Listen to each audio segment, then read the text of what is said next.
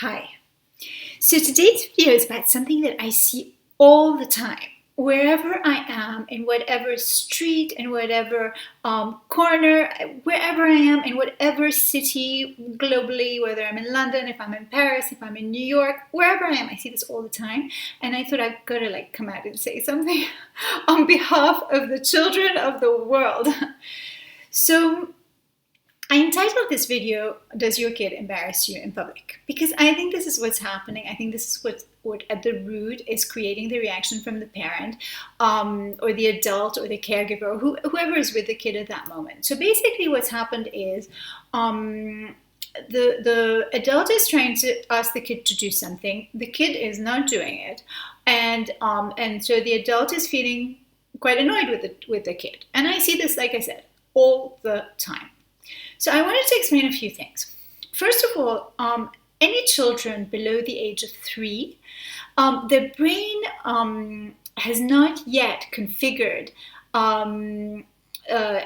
rationalizing. So essentially, you could give a kid an instruction, and they might do it, and then the next day they won't do it. They'll forget it. So it looks to you like they're kind of not doing what they already know how to do. But the thing is, it's not that.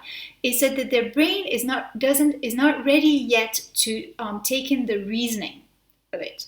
So before 3, any kid who's not doing what you're asking him to do, his brain has not yet adjusted to understanding why and basically locking it in. So that has to be understood by adults. And I know that children don't come into the world with a manual. And that's why I wrote my book. I wrote my book, Tap Into Miracles, because I wanted for every adult who has a kid in their world, in whatever capacity, if you're a godparent or you're an aunt or you're a caregiver, for everyone to sort of understand the basics, which I had to do a master's degree to understand, and which, I totally, fully understand that not everyone's getting this education and no one has the time. Once you have a kid, you're super busy. You don't have time to sit and study 10 books. So that's why I wrote my book. Really simple, totally explain that. But the point is to understand that before 3, the kid is not able to repeat instructions. And don't take it personally. It has nothing to do with you. It just has to do with the development of this kid is at. After 3, they begin to understand the reasoning. So if you're explaining to them why you want them to do this or why you don't want them to do this, after 3, they can begin to take it in, but it's going to still require a little bit of repetition from you so that they can understand it, because the brain works on repetition. This is how we learn languages. Children who have very talkative mothers learn languages great because they're hearing a lot of words, a lot of vocabulary on a regular basis. So the instruction is the same. We can't just tell them we have to explain it to them, because then they're doing it out of respect for you. They've understood the reasoning, and they're like doing it voluntarily.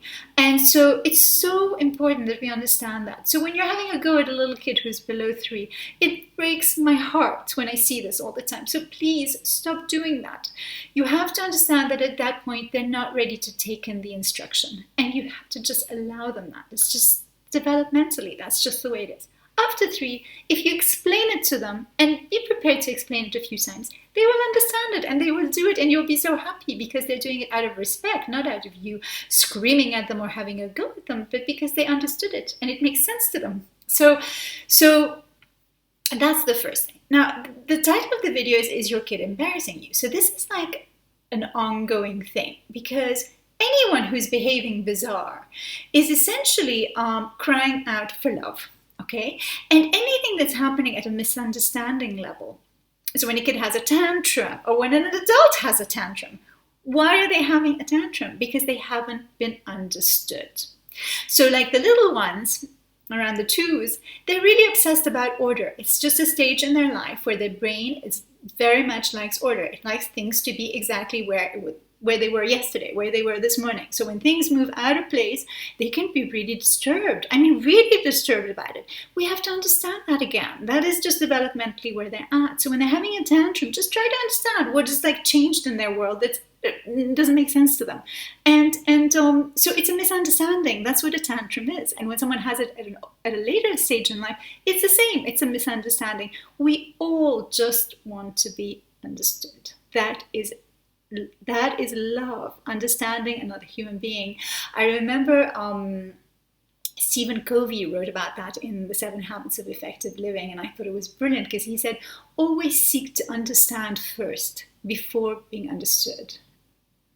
I hope I'm not misquoting it, but it might not be the exact words, but this is the meaning of it. The meaning is always seek to understand first before being understood. And if you make that your rule for life, you will have fantastic, smooth, harmonious relationships with your children and with everyone in the world, because everyone just wants to be understood. And from that place, we have power. We have power to influence. We have power to get what we want, because we're connecting with the other person, with the human being. Yes, with the other person.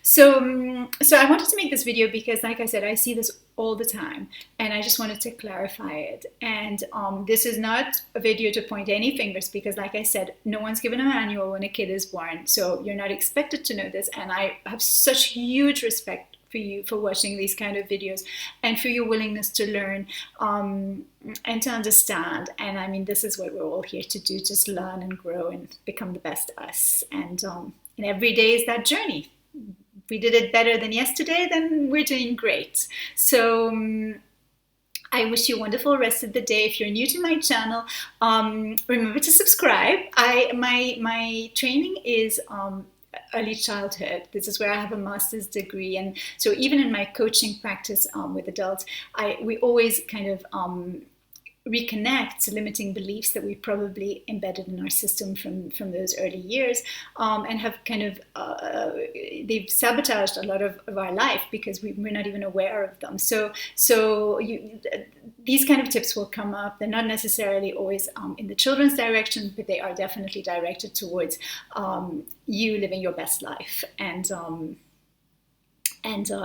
basically mindset, oh my gosh, mindset, mindfulness, and miracles is essentially what this channel is about. I look forward to seeing you in the next video, and I wish you a lovely week. Bye.